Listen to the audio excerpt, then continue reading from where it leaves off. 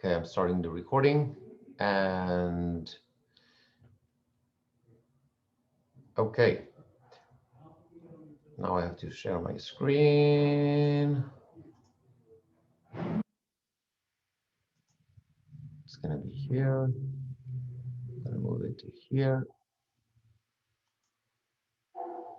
Okay, I think we're in business. So today, very, very exciting class, I think. We're going to talk about the similarities between two stories. One that is we're very familiar with. It's the story of Rachel. We spoke about her 2 weeks ago, and we know the story of Rachel. I'm going to focus on one aspect that perhaps not so much known about Rachel.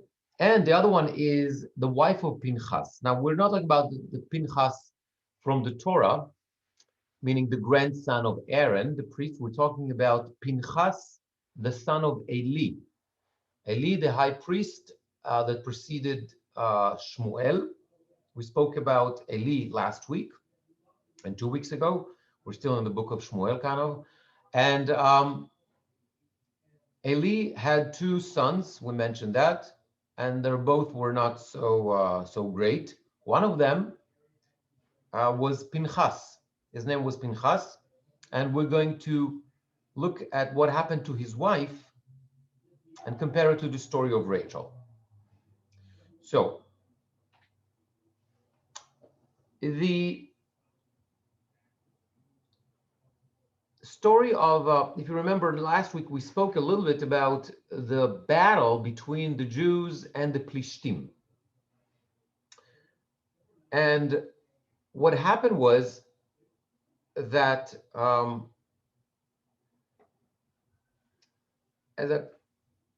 what happened following the battle with the Plishtim, which is a very tragic story, the story of the wife of Pinchas, the son of Eli. So this is the daughter-in-law of Eli HaKohen.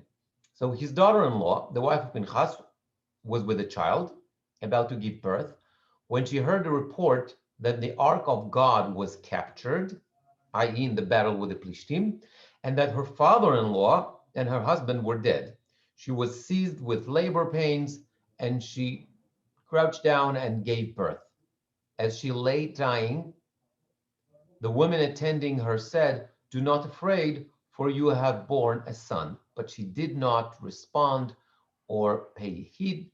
She named the boy Ikavod, naming the glory has departed from Israel, referring to the capture of the Ark of God and to the death of her father-in-law and her husband.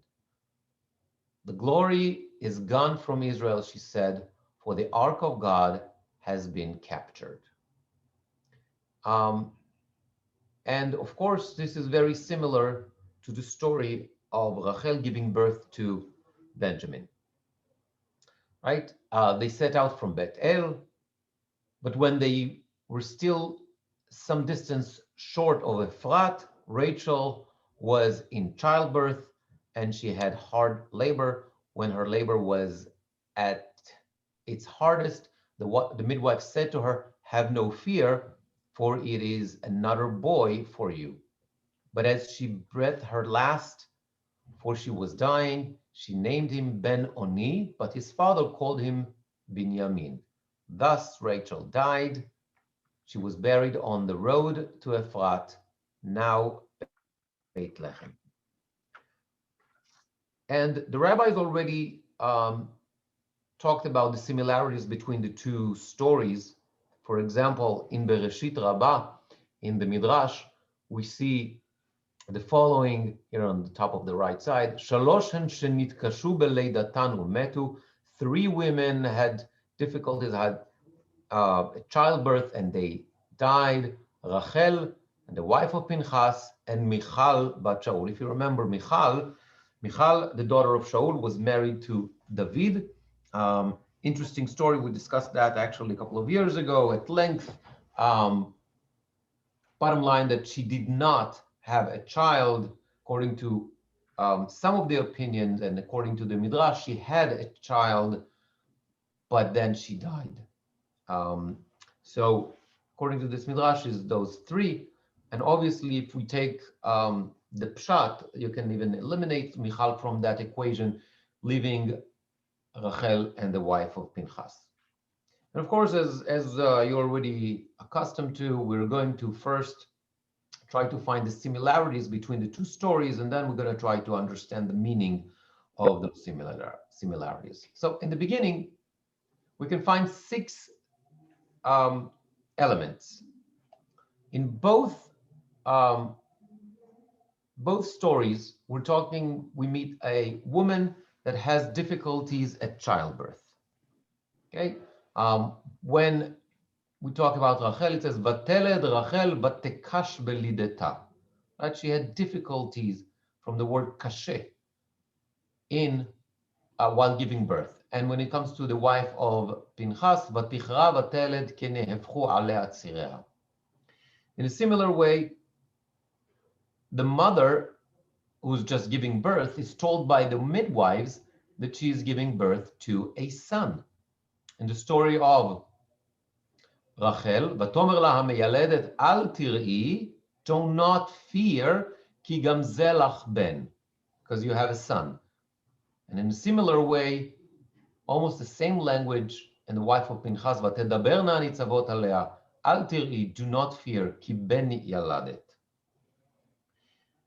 And in both cases, the baby name is given by the mother, and not only that, the name itself represents a tragedy.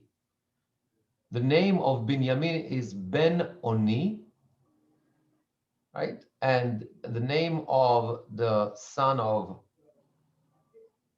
Pinchas' wife is Ikavod. As we read, no respect or no honor. Okay, both mothers die in the process of giving birth. Vahi betzet nafsha ki meta, or in the case of Pinchas' wives, ucheet muta.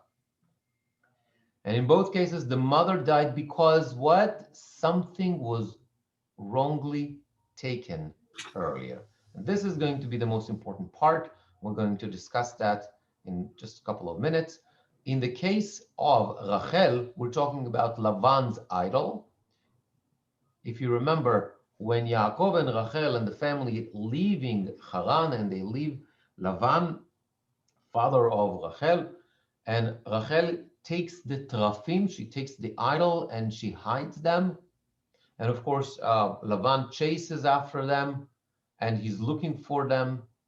And Rachel hid them under the pillows and on the camel where she was sitting. And Yaakov, who did not know that Rachel is the one that stole the trafim, the idols, says, "Im asher timtza et Elohecha lo yichyeh." Meaning, the person, he didn't know, of course, the person who stole those idols is not going to live. And according to Chazal, that is the reason why Rachel died early, because of the curse came from Yaakov. And what about the story of Pinchas' wife? Well, what was taken was the ark. The holy ark was taken in captivity by the Plishtim in the battle. And what happens, and that's the way the text tells us, but Tishma et Hashmuah, and she heard about that, El hilakach aron Elohim, that the ark was taken, and then Vateled, and she gave birth. And of course, when she gave birth, she died.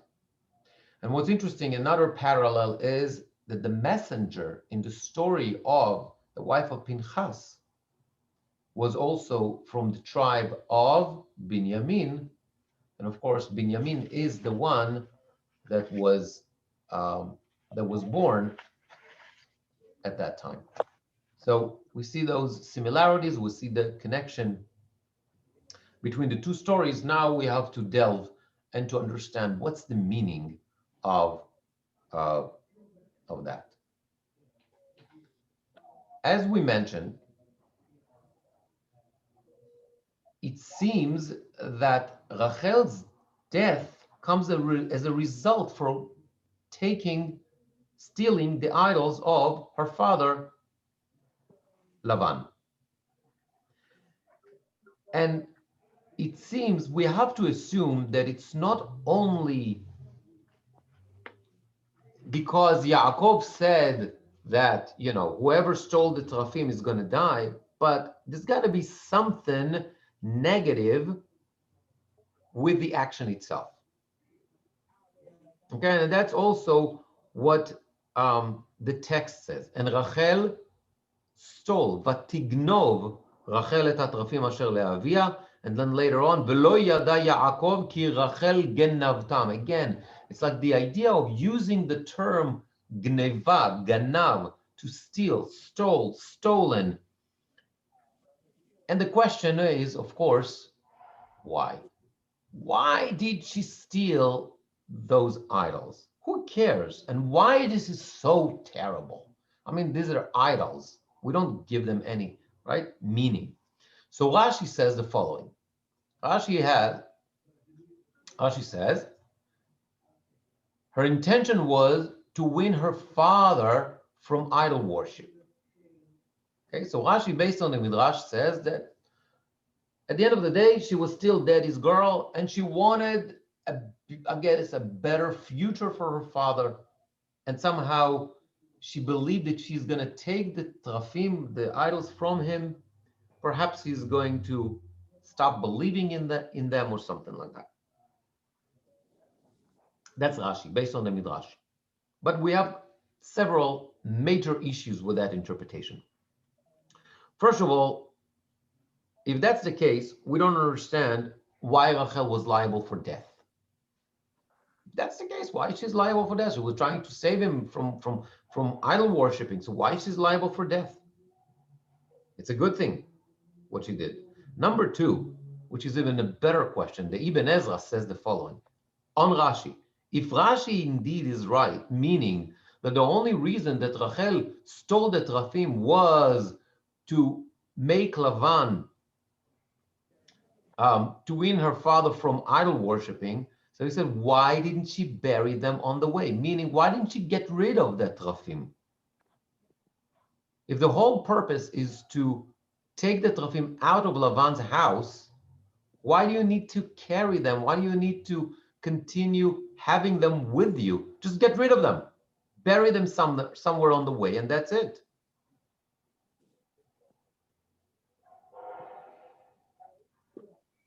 An even better question, did she really think that if she's going to take those idols away, she's going to stop worshiping? And that's the way Abarbanel writes it. Right? Abarbanel says, did she really think that this act would stop Lavan from his practice? He would get new ones. What's the big deal? So there's a big problem with three big questions on Rashi's interpretation. Radak has a different explanation. Radak says the following. Why did she take them? Meaning, so Lavan would not be able to find her and the family. Okay, now we're on to something. It means that the assumption is that the Trafim had some sort of a power, were able to tell the future, or some sort of a voodoo GPS or something, that they have some sort of a power or ability to tell Lavan where did they go. At least it makes sense if you believe in that stuff, or at least Rachel believed in that stuff, that the Trafim have some sort of a power. It makes sense why she took them. Okay, but if that's the case, we have a bigger problem. That means that we're going to say that Rachel didn't really, she believed, that means in idols. Now that's a major problem. How are we going to say that? Right? And not only that, the pasuk, HaKadosh Baruch Hu says to Yaakov, just before that, Shuv el eretz avotecha ulemoladetecha ve'yeh imach. Return to the land of your fathers and I will be with you. That means You can have the protection of God. If you have the protection of God, what do you need? What are you afraid of that perhaps those idols are going to tell Lavan, where did we go? And even if we're going to go ahead with Radak's explanation, we still, the Ibn Ezra question is still valid. Why didn't she get rid of them? And perhaps, and this is not mine, I would never dare to say something like that, but this is Shadal. Shadal says the following. I'm kind of summarizing what he wrote, a very long paragraph. Rachel stole them because she believed in their power, even though she was not worshiping idols. And Shadal goes and he's writing quite at length, trying to explain that she was not an idol worshiping, but she did believe that they have some sort of a power. And he goes into the details. If you put them this way and you break them away and all that kind of stuff that I don't want to go into. So what we're saying is that according to this, that Rachel indeed perhaps took the terafim, the idols, because she had some sort of a plan to use them in some way to tell the future or something like that. It's a negative thing. Not only that, the Torah later on in Sefer Dvarim is going to be very, very explicit about using items like that. It's a big no-no. And the Torah in Sefer Dvarim, here is the English, I'm going to read the Hebrew. Ki ata ba el haaretz asher Hashem Elokecha noten lach. You're going to enter the land that God is giving you. Lo tilmad la'achot ketoavot hagoyim. You should not learn from the residents of the land. Lo yimatzeh bcha ma'avir beno v'ito ba'esh kosem ksamim ma'onen umechashef v'chover chaver v'shoel ov v'yidoni v'doresh el hametim. You must not have all those sorcerers and all those people that do all those wonders or all those ways of trying to tell the future, some sort of a voodoo magic or whatever that is.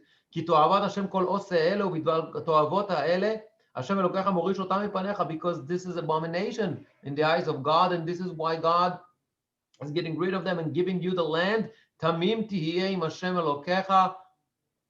You must be wholehearted with Hashem.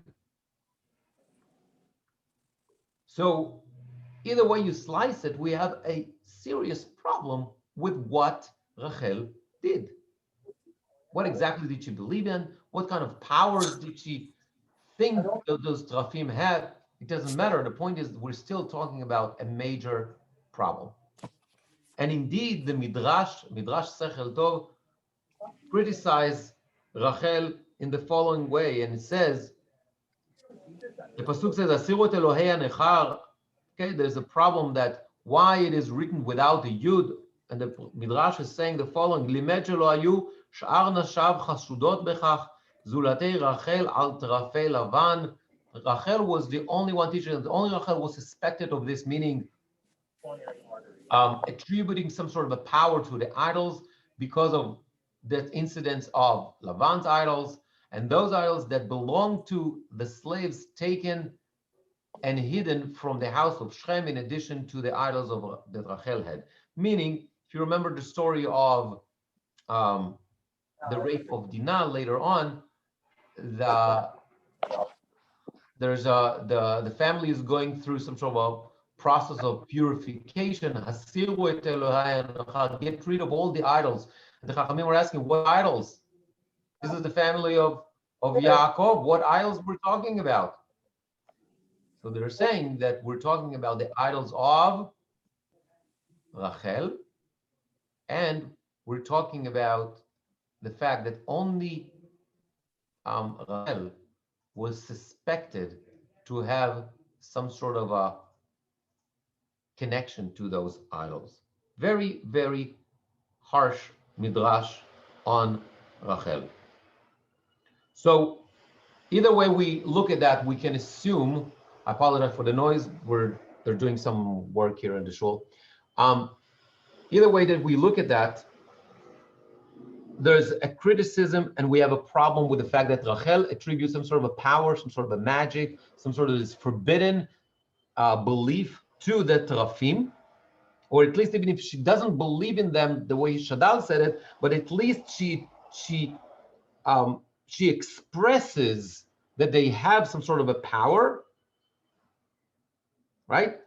And together with the curse of Yaakov, perhaps that together explained the punishment that she had, i.e., that she died at early age and she's buried in the middle of the road, not with Yaakov. Okay, we're going to move into the next slide here. What about the story of the wife of Pinchas? So here we have the story. So the Plishtim arrayed themselves against Israel, and when the battle was fought, Israel was routed by the Plishtim, who slew about 4,000 men on the field of battle. Very, very difficult battle for the Jewish people against the Plishtim. And then we go into the text in the book of Shmuel, talks about, we're going to see it in a minute, how that continues. And especially on the family of Eli and the tragedy. However, we don't see the reason why. Usually in the Tanakh, when we have a war against an enemy, and we have trouble, the Bible tells us what's the reason. You know, the Jews were bad. They did X, Y, and Z, blah, blah, blah, blah, blah. This is why God has punished them and that kind of stuff. We don't see it here. But where do we find it? In a completely different place, in the book of Tehillim, many, many, many years later. We find it in the book of Tehillim. We find the following. Here is the English. I'm going to read the Hebrew. וינשאו ויאמרו את אלוהים העליון ועדותיו לא שמרו. ויסוגו ויבגדו כעבודם נהפכו כקשת רמייה. ויכעסו בבמותם ובפסיליהם יכניעוהו. Okay? That means that they vexed him with their high places, i.e. bamot, those places where you're not allowed to bring sacrifices. They also made God angry with the idols. And then Shama Elohim vayit'abar vayim'as meod b'Yisrael. God heard it and was enraged and utterly rejected Israel. Vayitosh mishkan Shiloh ohel shiken adam, and God, so to say, in a metaphoric way, left the tabernacle, the Shiloh. Vayiten hashvi uzo v'tifarto v'yatzar, and not only that, God let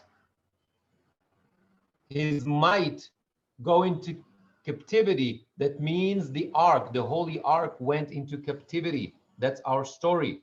ויסגר לחרב עמו ונחלתו יתעבר, בחוריו לא אכלה אש, ובתולותיו לא הוללו כהניו, בחרב נפלו ואלמנותיו לא תבכנה.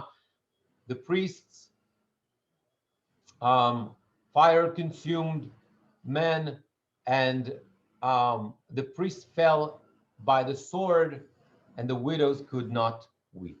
Very tragic battle.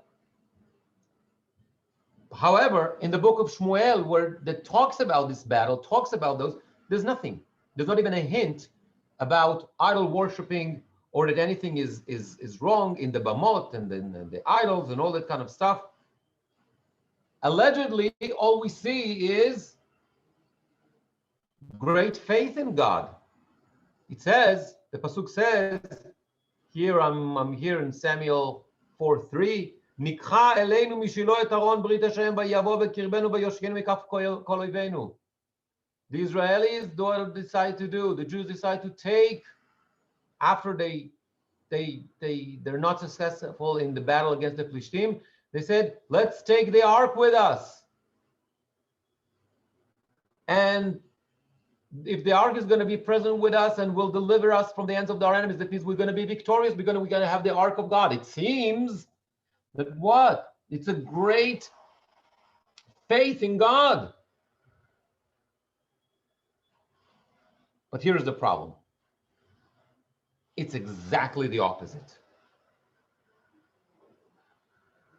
And the commentaries already explained that the Jews do not turn to God, but rather they bring the ark for the purpose that the ark itself will be the one that fight our fight or will save us, deliver us salvation.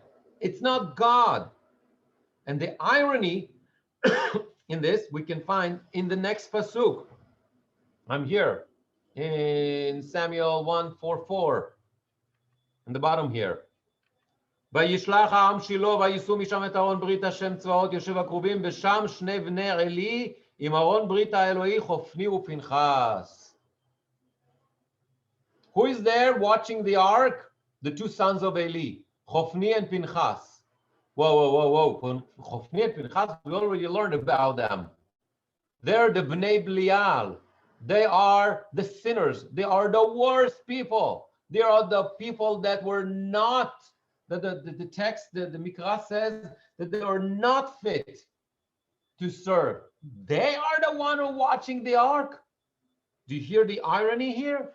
So when the Jews are going to take the ark because they think that the ark is going to save them from the Plishtim, they got it all wrong. Ark is not going to help them. The ark is just the ark. They need to turn to Hashem if they want salvation.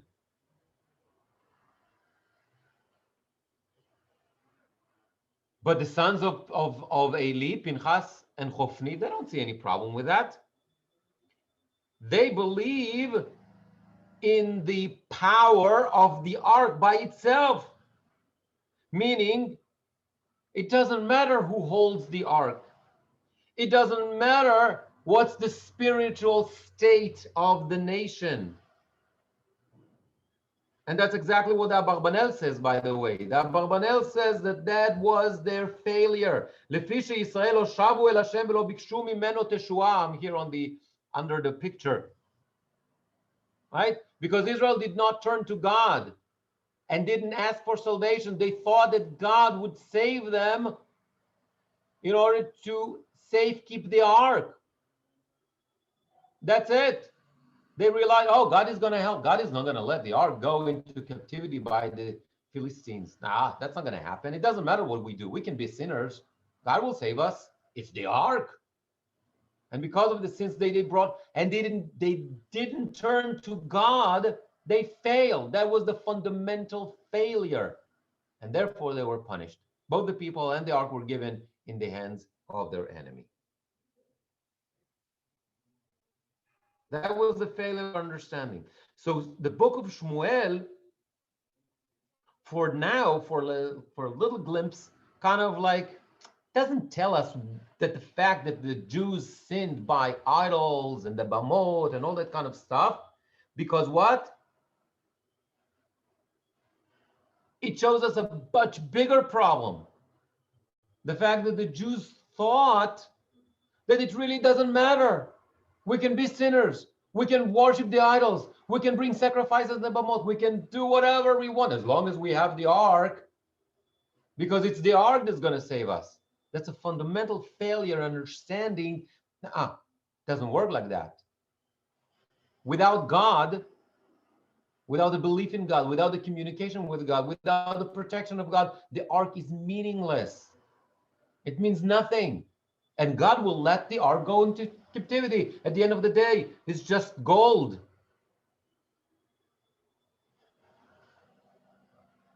Okay, moving on. It seems, or perhaps, that Eli, being the high priest, somehow led the people to believe in this way. Eli is the one that we see that failure in the understanding by his reaction. Okay. The text tells us about Eli that even though he was already very, very old, kizaken ha'ish v'chaved, okay, but he was sitting on the chair. Yad derech metzaper. Okay. Now he's waiting to hear the results of the battle, right? And there's the messenger. Somebody comes and tells Eli what happened in battle. And he doesn't see, he can't distinguish between what is important, what is not important. He receives several pieces of news, but you will see what actually affected him. Okay? He doesn't think, oh, what happened in the battle? Oh, is God with us? That's the main question he's supposed to ask. Ki haya libo chared al aron Elohim. His heart trembling for the ark of God. That's what he was afraid of. The ark. Not whether people won the fight, whether people died, whether God is with us, none of that stuff. What happened to the ark? And he gets the information in the following week. I took that pasuk, the pasuk Yud Zayin 17, and I just broke it down. And the messenger tells Eli a couple of things. It's a process. Israel fled before the Plishtim. Nas Yisrael ifnei Plishtim. Okay, so he's still hearing the news. Then the troops also suffered a great slaughter, meaning a lot of people died. Okay, he's still there. Eli is still listening. Your two sons, Chofni and Pinchas, are dead. He's still listening. Then only the final piece, the ark of God has been captured. Only then he reacts. We would think it should be the opposite. What matters most is whether the Jews were victorious in the battle, the death of many, of thousands, the death of his two sons, not the ark. The ark is only gold. But he's strong enough to receive all those horrible pieces of news, right? That Israel was fled, that Israel was defeated, and then the troops suffered great slaughter, and his two sons died, and only then he reacts when he hears what happened to the ark. When he mentioned the ark of God, a leaf fell backward off the seat beside the gate, broke his neck, and died. Only then, when he hears about the ark. It's not the defeat of the Jews. It's not the death of his sons, but it's only the symbol, the ark. Only when this was taken, something that is just a symbol to the presence of the Shekhinah, then he has what seems like a heart attack or something like that, and he dies. Which tells you the priorities and how distorted the priorities are. Moving on. About 500 years later, I'm not going to read all that stuff. You can read it here in English. Jeremiah, is going to talk to the people, and he's going to use this incident, meaning the Churban, the destruction of Shiloh. And he's going to talk about that, and he's going to say that, whatever happens, that's not what important. What important is the belief in God. Don't get tied to symbols, to structures. And Yirmiyahu says the following, Ko amar, I'm in the top, I'm reading the Hebrew, this is the English. Ko amar Adonai tzvaot Elohei Yisrael, ativu darchechem u'ma'alalechem va'ashakna etchem ha'makom hazeh.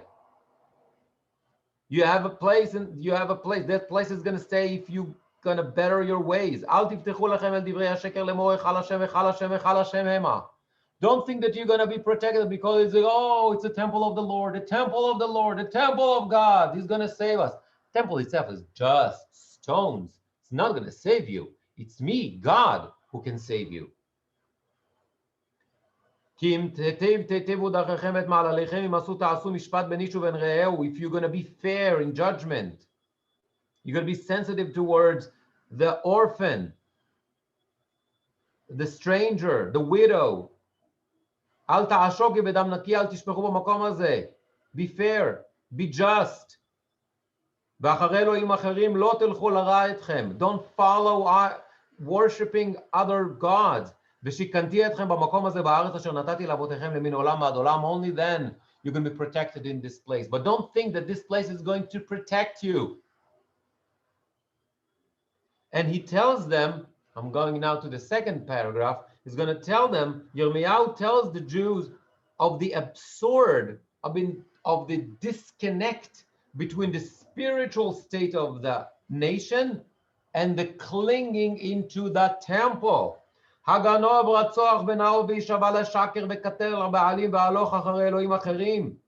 You're stealing, you're murdering, you're committing adultery, you're worshiping idols, you do all that bad stuff. ובאתם ועמדתם לפניי בבית הזה אשר נקרא שמי עליו, ואמרתם ניצלנו למען לעשות כל התועבות האלה? Then you're going to stand in my house and you're going to say, oh, we are saved from all the stuff that we've done just because we're in the house of God? המערת פריצים היה הבית הזה אשר נקרא שמי עליו בעיניכם. What do you think? This is, which bears my name, to be a den of thieves. I don't care about the stones. I care what's happening, the real thing. And then, of course, here in the bottom, if you thought that there was no connection, Yirmiyahu said it very, very clearly. Here's the connection to our incident in Shiloh in the times of Eli Kohen. Ki lechu na el mekomi asher b'Shiloh sheshikanti shmi barishona. Go to my home, God says, to the tabernacle in Shiloh. וראו את אשר עשיתי לו מפני רעד עמי ישראל, and see what happened there, what I've done before to that place. ותיען עשותכם את כל המעשים האלה נאום אדוני, בדבר אליכם אתכם ודבר בלא שמעתם, ויקרא אתכם בלא עניתם. And I've been talking to you, and I'm telling you, and you're not listening to me. ועשיתי לבית אשר נקרא שמי עליו אשר אתם בוטחים בו, למקום אשר נתתי לכם ולאבותיכם כאשר עשיתי לשילה. And you know what? I'm going to do to that house, meaning the temple. Now we're talking about Jeremiah 500 years later. The temple is already erected, right? The temple was built. And we're saying, and he says, I'm going to do to the temple what I've done to Shiloh, to the tabernacle 500 years or so earlier. Don't think that this house that is called the house of God is going to save you. It means nothing. If you're not going to do the right thing, you're not going to keep justice, you're murderers, you're thieves, you're doing all those bad stuff, and you really think that this house is going to save you? And indeed,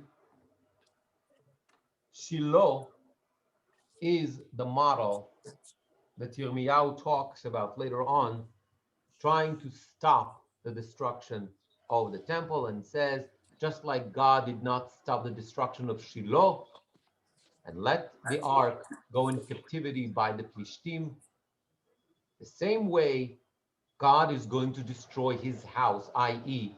the temple. Now, I want to zoom into the story of the wife of Pinchas a little bit more. It's a very tragic story. But the wife of Pinchas, she's stuck in the same mindset as everybody else. And she thinks also that the main outcome of the battle is what? Gala kavod mi Israel. The glory is gone from Israel. No, young lady, you're wrong. That's not the main thing. The main thing is what? That there's no trust in God, that there's no following God's ways. There's no belief in God. That's the problem, right? And she says, "Vatikra lana kavod," and she named the boy Kavod. Le'amor gala kavod miYisrael. The glory has departed from Israel because the ark was taken. Eli לקח ארון האלוהים ולחמי ואישה. ותאמר גלה כבוד מישראל כי נרקח על ארון האלוהים. She doesn't understand that that's not the main thing. That's just a symbol. And it seems that this comparison between Rachel and the wife of Pinchas comes to teach us, or to put closer to each other, the story of Rachel taking the terafim, the idols from Lavan, and the captivity of the ark. Both women, I put here, by the way, the map, so you can see this is the kingdom of Judah, this is the kingdom of Israel. At that point is one kingdom, right? And this is the Plishtim. So you see how close they were, and they attacked them all the time, mainly in the area towards Beersheba, like from the coastal line, and they got even like towards Yafo, and of course going inside towards Jerusalem. But that's you can see on the map here. And it seems that both, this comparison comes to teach us that both women died because something, an object that was taken, because of the belief in that object. By comparing the Aron, the ark, in the idols, we see that this perception that somehow gives powers, or this perception that where people think that there's power to object, hello, is nothing to do with only the Hi, idols, but it goes even further. It goes even I'm further. feeling a kind of fluish, but no fever, kind of. Somebody is like unmuted. But it's very, very light. If you told me now to get in the car and go, I could do it. But I'm surrendering to laziness because I'm listening to Zooms and to movies. Yeah. Did you get? Bracha, can you mute, please? Oh my God. Okay.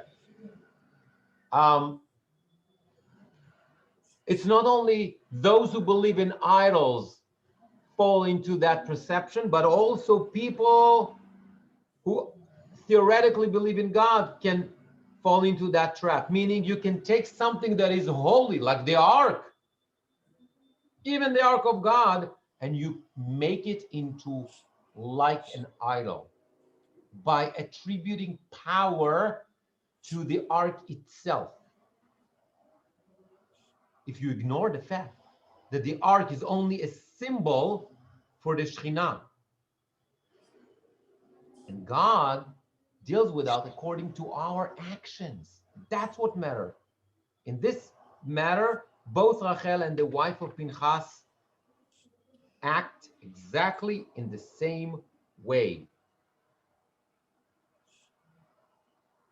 And that is the problem, and I think this is the reason why those two stories are compared.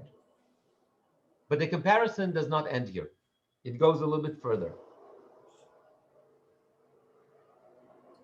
Here, we later on, we hear about a change. Vayishmeu Plishtim, I'm here in the second quote here. Vayishmeu Plishtim ki yikavzu bnei Yisrael mitzpata. Vaya'alu sarnei Plishtim el Yisrael vayishmeu bnei Yisrael vayiru mipnei Plishtim. They're ready to go into a second battle. ויאמרו בני ישראל לשמואל, אל תחרש ממנו מזרוק אל אדוני אלוהינו ויושיענו מיד פלישתים. This time we have a change. And they go, the Jews come to Shmuel and they said, do not neglect us and do not refrain from crying out to Hashem. So Hashem will save us from the Plishtim. So we have a change here. What happened? What caused that change? Well, here, actually, we have to look and understand the change, the radical change that Shmuel was able to create in the nation. And this is a very similar story to what happened hundreds of years before with Yaakov and Rachel. And when we look at Yaakov and compare what Yaakov did and what Shmuel did, we see also similarities in that particular incident.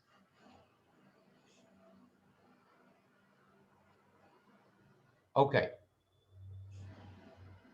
Yaakov has a vision. God tells him it's time to go back home.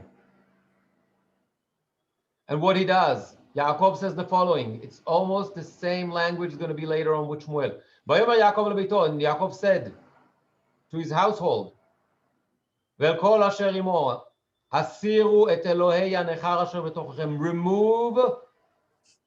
the idols which is in your midst, and purify. And we should go to Beitel. And I'm going to build an altar to God who answered me on my day of stress. And God was with me all this way. And indeed they gave all those idols to Yaakov, and all the jewelry and all the bad stuff. And he buries all that stuff. What about Shmuel? Shmuel said to the entire nation, if you return to God with all your heart, remove the idols from your midst. Exactly the same language as Yaakov uses. And prepare your heart to God and worship God. And you'll be saved from the Plishtim. And indeed, Bnei Israel do that. So remove idols and purify. And exactly the same language. Oops. Second point. Yaakov put a stone monument in that place where he had a conversation with God. What Shmuel does, Vayikach Shmuel even achat, he takes a stone, Vayomar ad ana azarunu Hashem, and he also placed that stone as a monument. Next, it's also a fascinating idea, the timeline that it took between the two incidents. In the case of Jacob, between the time that he arrived in the house of Lavan until the time he leaves the house of Lavan is 20 years. And later on he says, he's 20 years in the house of Lavan. And guess what? How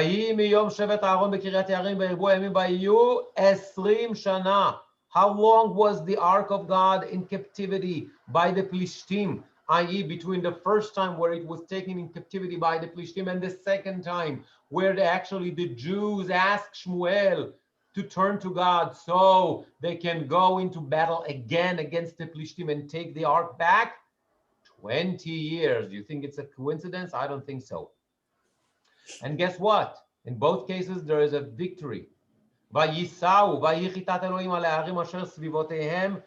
in the case of what?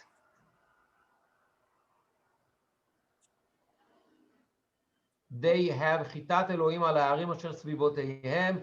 All the people were feared, all the nations were feared from them, both in the case of Jacob, and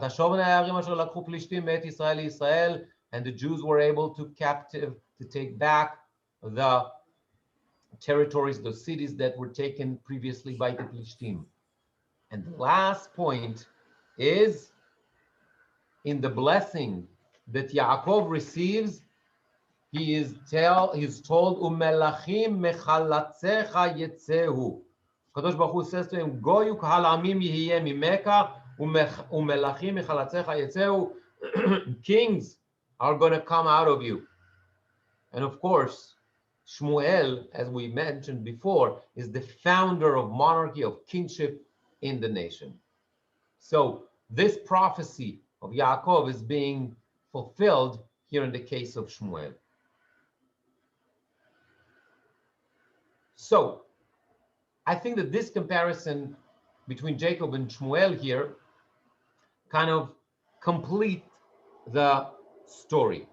In the book of Bereshit, we learn of the mistake of Rachel, that she took the teraphim, she took the idol, because what she thinks that they have an independent power, and because of that, she's liable for death.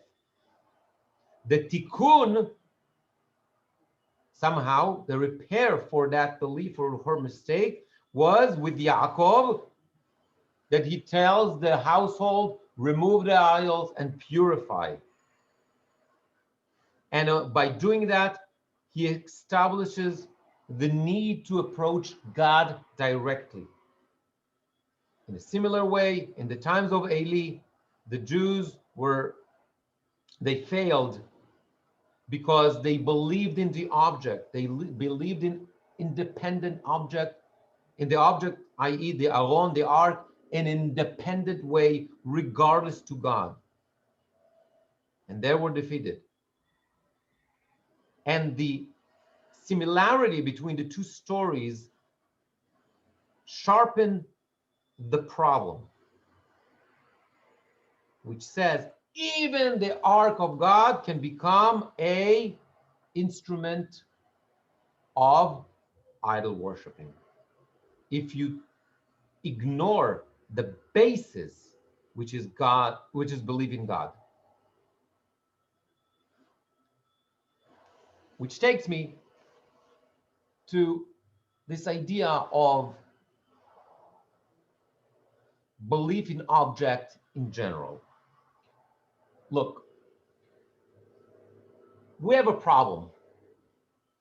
We, human beings, we believe in tangibility. We need tangibility. We need to touch things.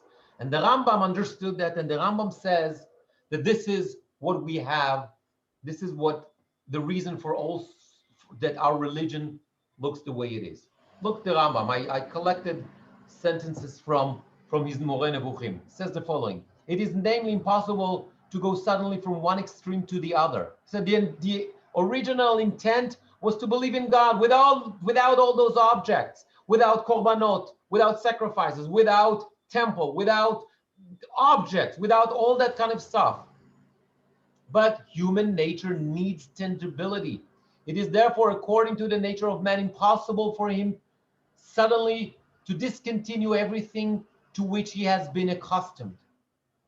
The Israelites were commanded to devote themselves to his service, but the custom, which was in those days general among all men, and the general mode of worship in which the Israelites were brought up, consisted in sacrificing animals in those temples which contained certain images, to bow down to those images and to burn incense before them.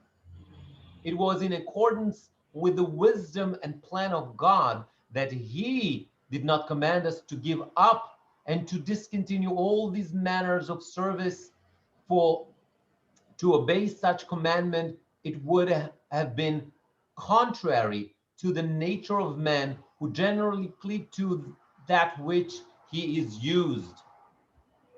The Rambam says there's a process. You can't expect a nation of slaves that are used to certain realities and the way the world is operating to make such a huge leap. It's impossible. It's not going to work. I mentioned that before, that my teacher, Rabbi Riskin, used to say, if you're one step ahead, you're a genius. If you're 3 steps ahead, you're a lunatic. That is 3 steps ahead. You can't be so far. Believing that God, no objects, no tangibility, no nothing. It's too much. Why do you think, by the way, the Jews needed the golden calf? They needed something. It was too much to believe in this God that believes that we can't see, we can't touch, we can't hear. I'm in the middle of the paragraph. For this reason, God allowed these kinds of service to continue. Okay, so God is taking these ideas and shape them, take the bad stuff out of them, make it something totally different. He transferred to his service that which he had formerly served as worship of created beings and of things imaginary and unreal, and commanded us to serve him in the same matter, vis-a-vis to build onto him a temple. And he gives a lot of psukim to support this, to have the altar, to offer the sacrifices, to bow down, and to burn incense before him. And he gives more other examples, the Rambam. He said all that stuff is because we were not ready to accept a form of worship. So we had it. It's not for God. God doesn't need us to bow down. God doesn't need temple. God doesn't need sacrifice. God doesn't need an altar. God doesn't need incense. It's we. We need that stuff.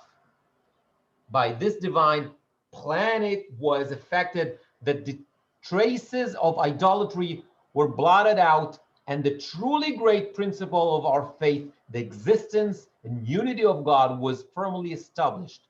This result was thus obtained without deterring or confusing the minds of the people by the abolition of the service to which they were accustomed and which alone was familiar to them.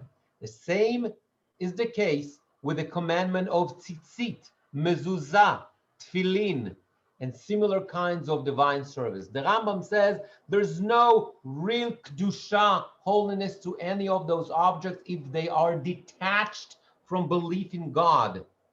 It's fact. I mean, I would never dream to say those things, but this I'm quoting the Rambam, so I am on a safe ground here. And he continues,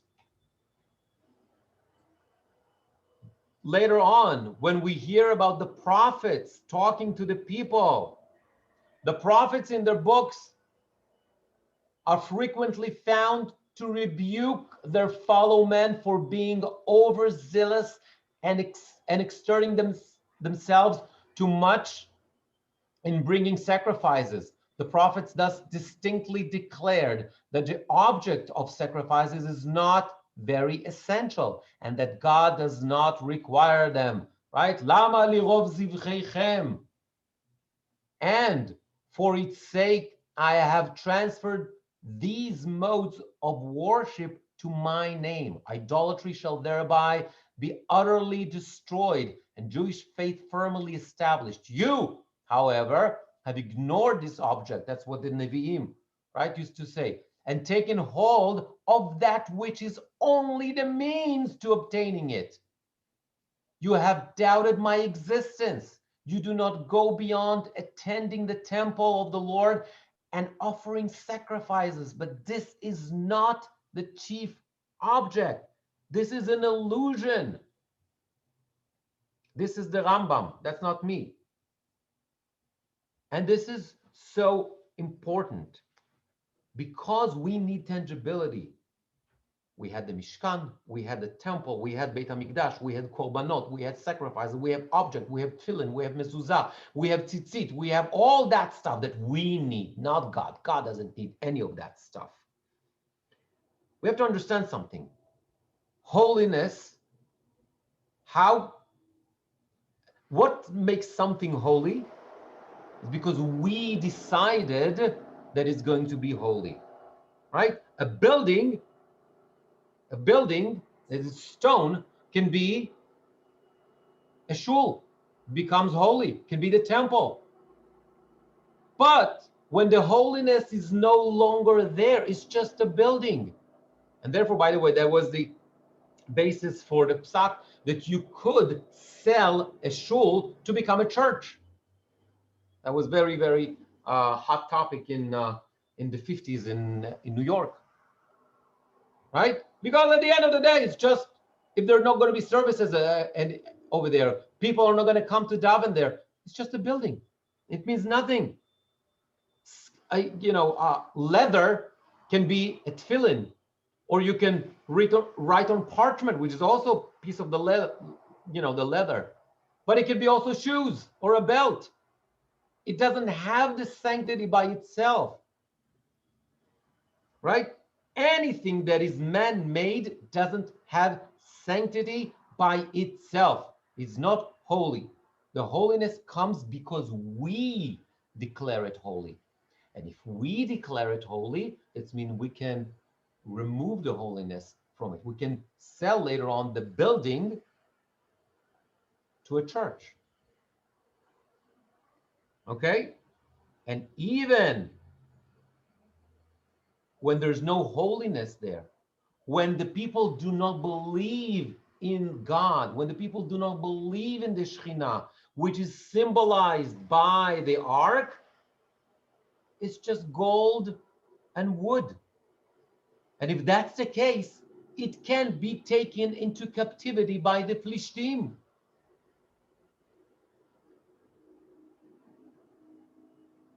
So, and by the way, Yechezkel later on is going to say something, a pasuk that we're all familiar with, pasuk that made it to our Kedusha.